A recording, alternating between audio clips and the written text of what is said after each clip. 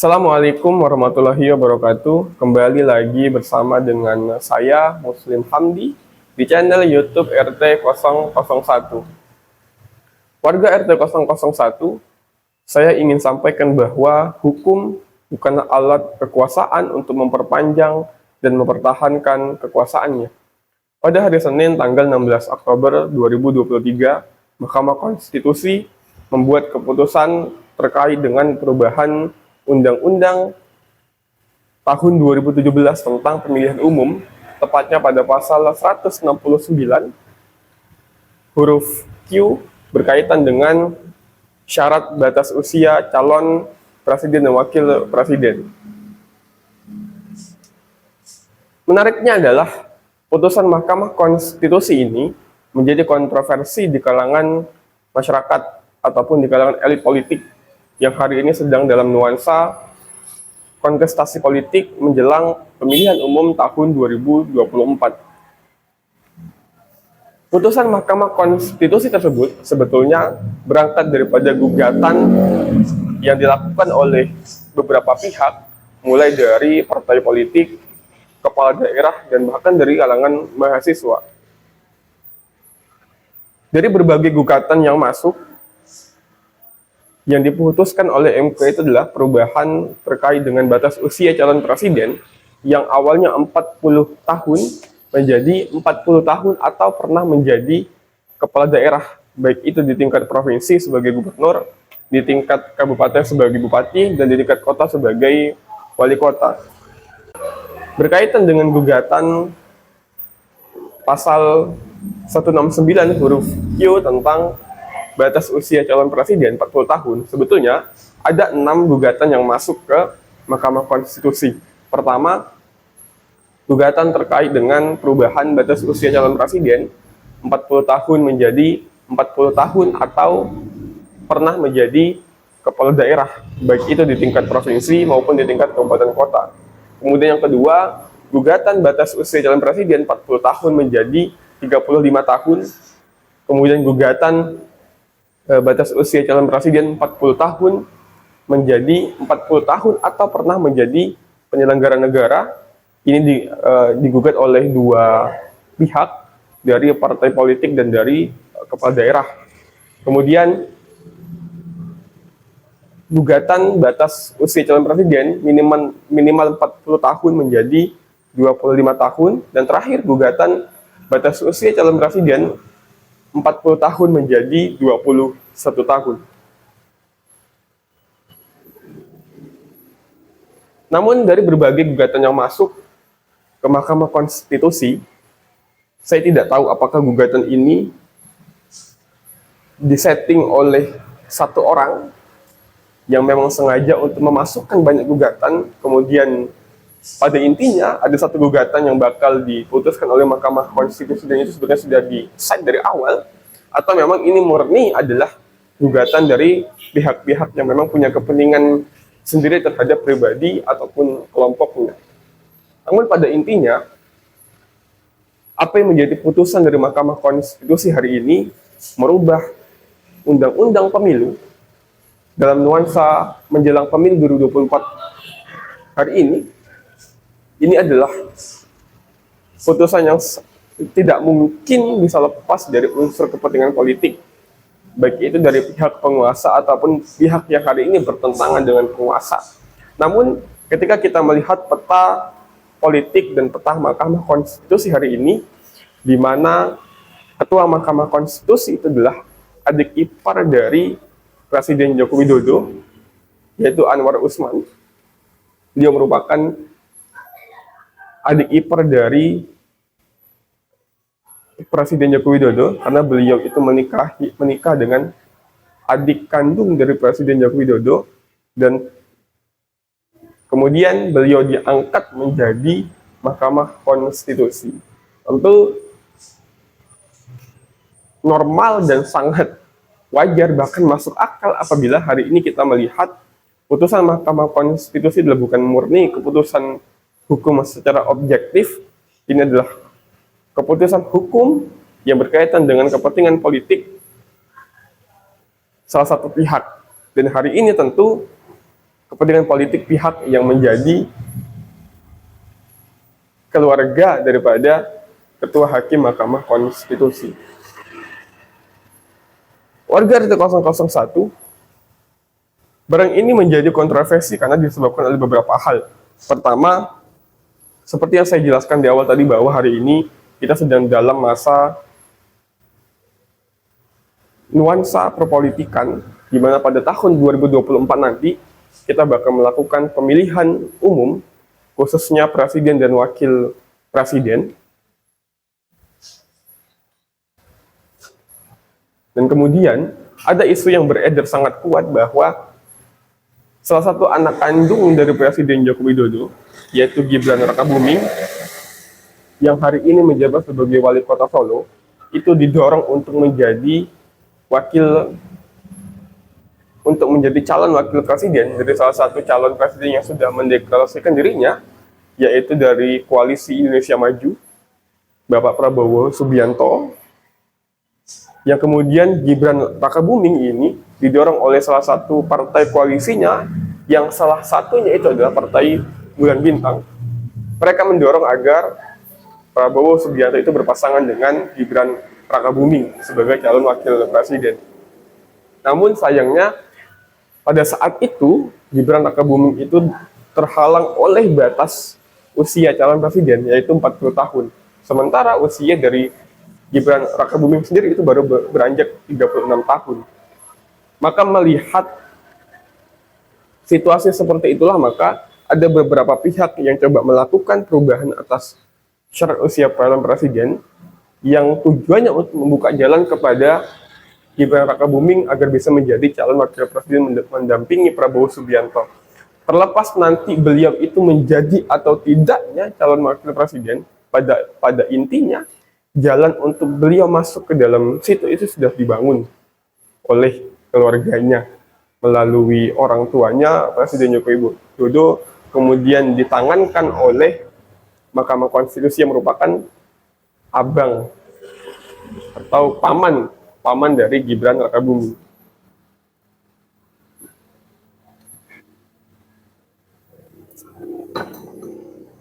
Kemudian yang kedua, secara internal Mahkamah Konstitusi, dari informasi yang saya dapatkan bahwa dari 9 hakim Mahkamah Konstitusi, hanya 5 hakim yang menyetujui untuk dirubahnya syarat batas usia calon presiden 40 tahun menjadi 40 tahun atau pernah menjadi kepala daerah. 4 di antaranya itu tidak menyetujui semua gugatan yang masuk, termasuk gugatan yang hari ini diputuskan oleh Mahkamah Konstitusi.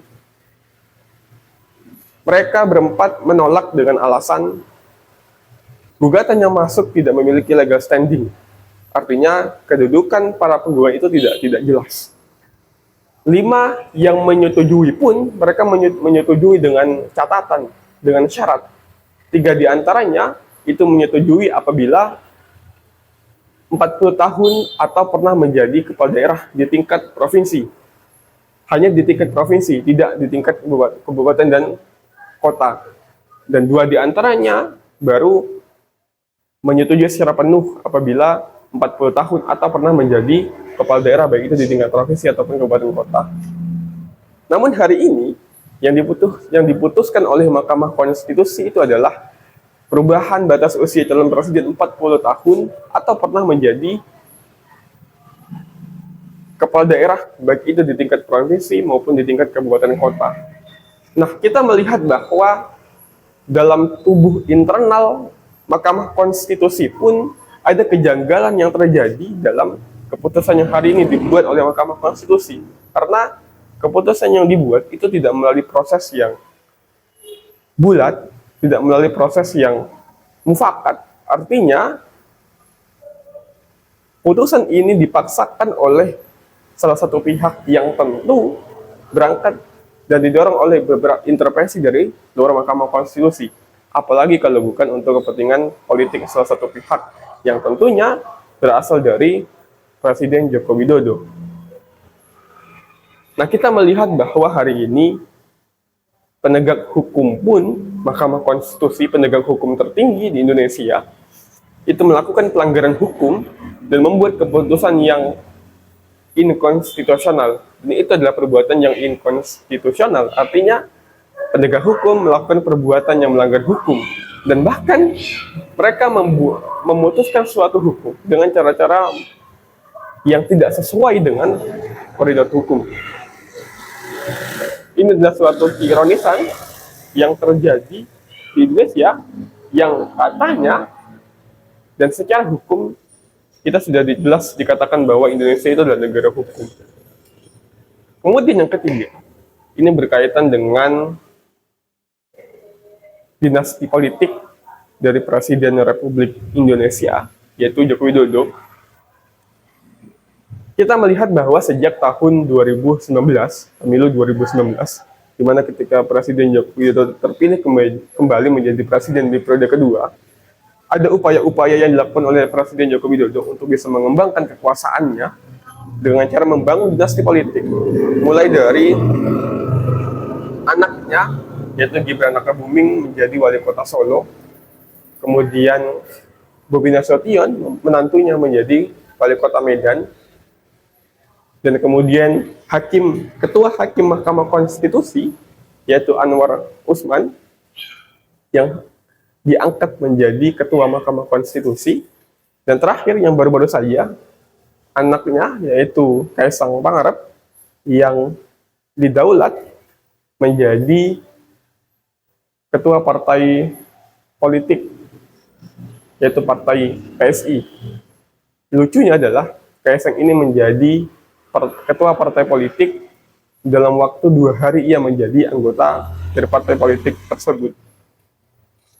Meskipun hari ini ada yang mengatakan bahwa keterpilihan dari anak-anak ataupun menantu Presiden Joko Widodo ini adalah secara demokratis, yang dipilih melalui cara-cara yang demokratis, melalui pemilu dan melalui musyawarah partai.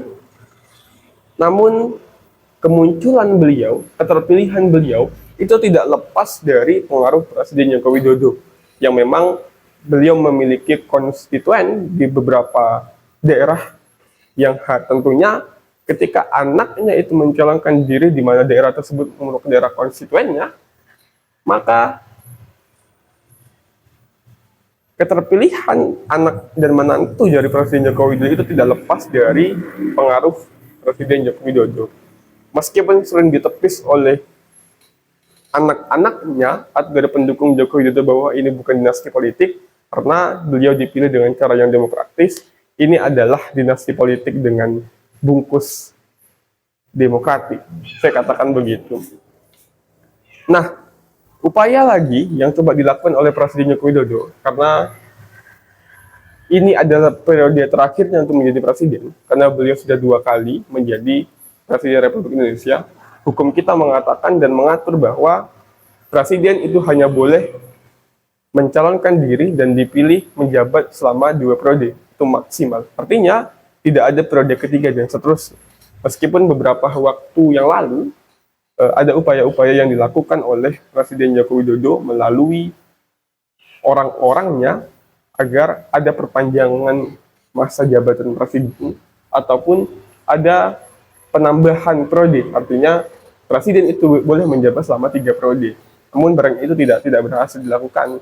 Nah, hari ini tentunya Presiden Joko Widodo itu berpikir untuk bagaimana ia bisa memperpanjang kekuasaannya, meskipun beliau tidak menjadi presiden, tapi ada orang-orang yang bisa ia kendalikan. Tentunya ini adalah upaya yang dilakukan oleh Presiden Joko Widodo untuk bisa menjaga aib-aibnya selama menjadi presiden 2 periode,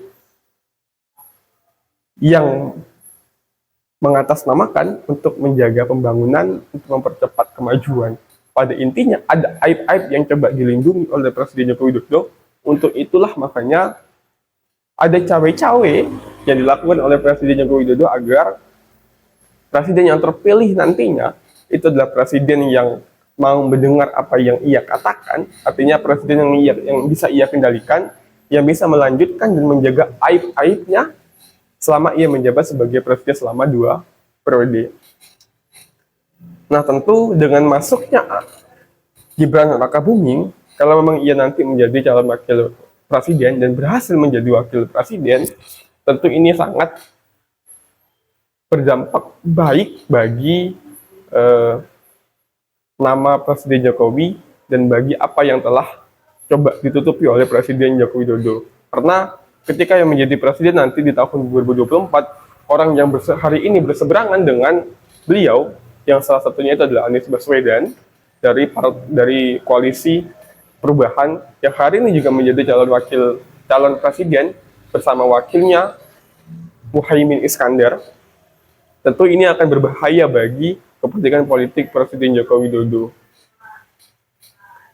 Nah, warga RT 001 dari kejadian hari ini, kita bisa melihat bahwa bagaimana rusaknya tatanan hukum, tatanan negara, dan tatanan kemasyarakatan yang terjadi di Indonesia. Semua itu dirusak atas kepentingan politik yang mengatasnamakan kepentingan rakyat. Tentu kita sebagai warga negara, sebagai masyarakat berharap ada waktunya, ada masanya, ada waktunya nanti ada orang yang berani untuk melakukan titik balik terhadap berbagai macam kerusakan yang terjadi di Indonesia. Karena kita melihat bahwa arah bangsa ke depan sudah tidak jelas, artinya tidak jelas bagaimana arahnya, karena kita juga melihat bagaimana proses yang terjadi hari ini yang dilakukan oleh penguasa, oleh pemerintah, itu adalah proses-proses yang dipaksakan oleh penguasa kepada masyarakatnya. Karena kita melihat bagaimana bentrokan-bentrokan yang terjadi dalam setiap pembangunan yang dilakukan oleh pemerintah, baik itu di tingkat pusat maupun di tingkat daerah. Tentu ke depan kita berharap ada titik balik ataupun titik belok di mana ada perbaikan-perbaikan yang coba dilakukan oleh presiden selanjutnya. Terakhir, saya ingin sampaikan bahwa hari ini kita melihat dinasti politik yang coba dilakukan dengan cara-cara yang demokratik. Dan semoga barang ini tidak berlanjut untuk di periode-periode selanjutnya. Siapapun presidennya, pada intinya kita mengharapkan bahwa segala kerusakan-kerusakan yang terjadi, yang dibuat oleh pemerintah ataupun penguasa-penguasa sebelumnya, itu tidak dilanjutkan dan itu diperbaiki oleh presiden selanjutnya, siapapun yang terpilih. Oke, terima kasih untuk warga RT 001. Assalamualaikum warahmatullahi wabarakatuh. Sampai jumpa di video selanjutnya.